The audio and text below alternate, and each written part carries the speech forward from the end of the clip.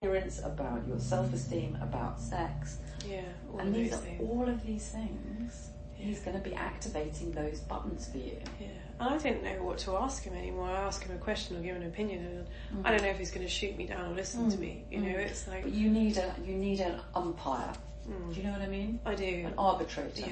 Yeah, I do. And I think you just have to say to him that you can't. You can't exist in a relationship where trust is not working. Yeah. You can't.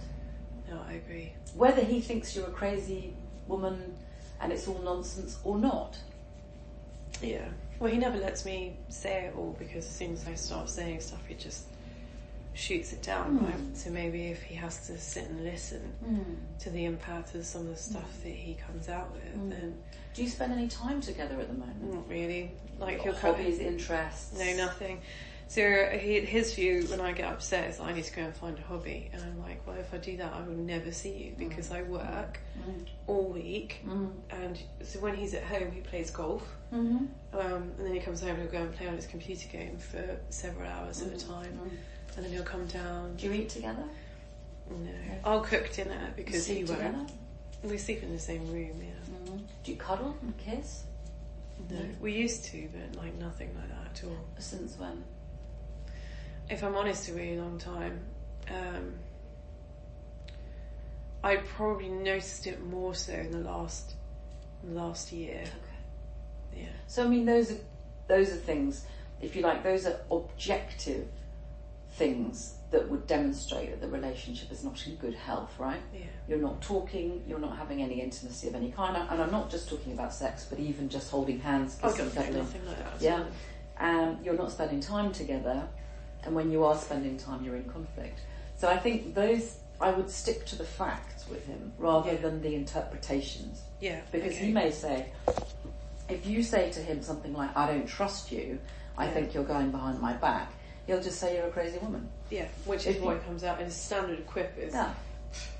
It's on your head. Maybe you need to go back on the tablets, dear. Yeah, go and speak to your counsellor, go and see your doctor, this isn't healthy. Yeah. It's like... Whereas if you stick to the objective evidence that the relationship is in difficulty, which is that, all the things I've just said, that can't be argued with because it's just a fact. Does that make sense? Yeah. And I have a list of couples therapists who are really good. Yeah, that would be really helpful. And I'll pass it to you. Brilliant. So I know he's flying out to Hong Kong tomorrow, so I won't speak to him before because I think it's better when we've got a block of time here to do that, and then I can talk to him about it and then arrange something. I mean, the other possibility is that you ask him before he goes and he then has time to think about it. Yeah, I guess so, yeah. And you just say, look, don't tell me now, I don't want an answer now, but I need to let you know my position. And my position is as follows. Yeah. This relationship is not working for me at the moment. Okay. These are the reasons why. 2, 3, 4, 5, okay? You have to decide, do you want to work on it or not? If you don't want to work on it,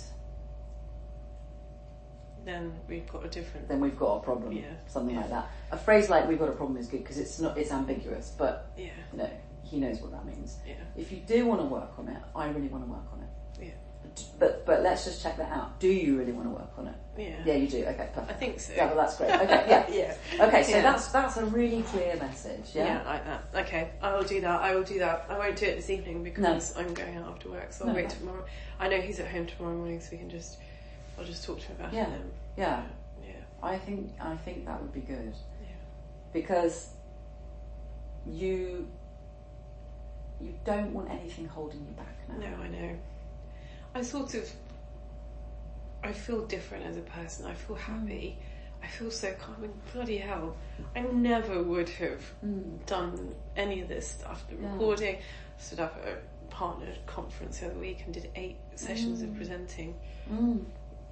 One after the other without even I mean, I really found a part of me that enjoys the kind of the spotlight of things and the compliments that go with it. It's like I never knew that I really enjoyed this stuff. This is kind of like really cool. And I don't know why I'm even raising this, but I have been thinking quite a lot recently about children as well. which is something I've never really thought of. But I don't want to have kids in the environment that I'm in at the moment, so it's sort of probably another reason for it all coming to a head. And you need to be making decisions about that relatively soon, not really soon, but in the next 3 or 4 years. Exactly, that's what I mean. But what I mean is, you wouldn't want to be in a relationship where you knew that you would never want to have children. No, exactly. That would be what's the point? Yeah, exactly. Yeah. Okay. Yeah. Okay. So let's just. I mean, the other thing that might help is if you get into that thing with him where you say I don't trust you, and he says you're paranoid and you're misreading everything, and you could say something along the lines, well, I don't know who's right or wrong in this.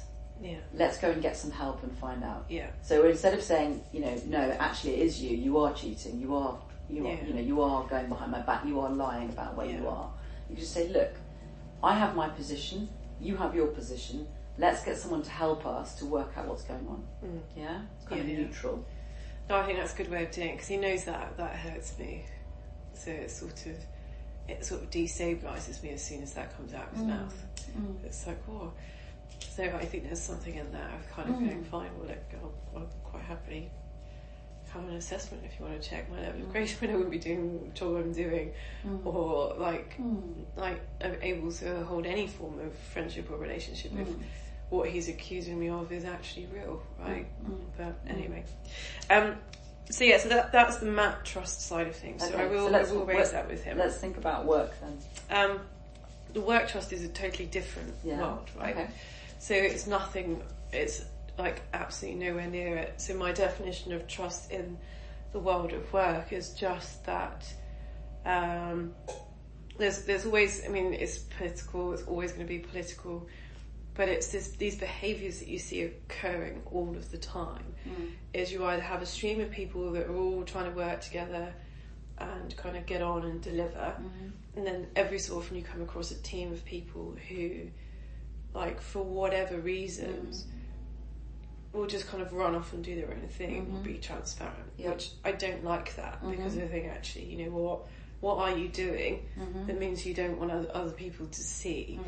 And there seems to be kind of this behaviour of almost sort of destructive towards other people. So I'll give you a specific example. I was working on, so Department of Work and Pensions is a client of the firm, DWP, and there's been a continual push by other areas of the firm outside of tax to say tax aren't doing anything on this and they should. It's like a board priority account, it's very important to the firm. So I was asked to take on this sort of line of industry leaders role, which is actually quite a senior role. So I'm quite proud of that, because it's 3 or 4 years ahead of where I could be. Where I am, but that's where I should be in 3 or 4 years' time. So I've taken on basically the whole of government and health industries for the UK, which is everything. Anything basically public sector.